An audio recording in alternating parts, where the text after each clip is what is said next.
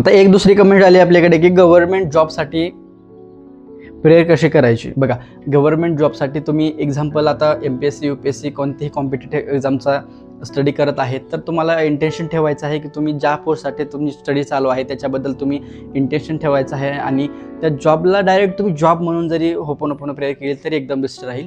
I am sorry, please forgive me, thank you, I love you.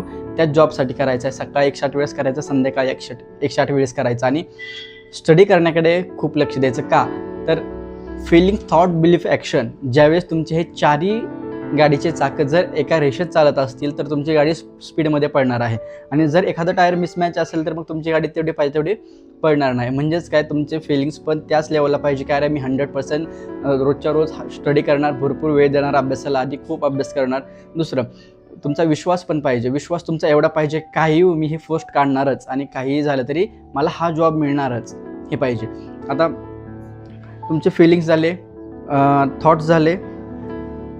आता ॲक्शनमध्ये काय, तुम्हाला एवढा अभ्यास करायचा आहे की तुम्ही त्या जॉबसाठी तुमची जेवढी 100% कॅपॅसिटी आहे तुम्ही तेवढी त्या जॉबसाठी द्यायची आहे. तुमच्याकडून 100% त्या बेस्ट गेला पाहिजे त्या स्टडीसाठी, जॉबसाठी. ठीक आहे. या feelings, thought, belief, action. Belief, आता थॉट्सचं राहिलं होतं.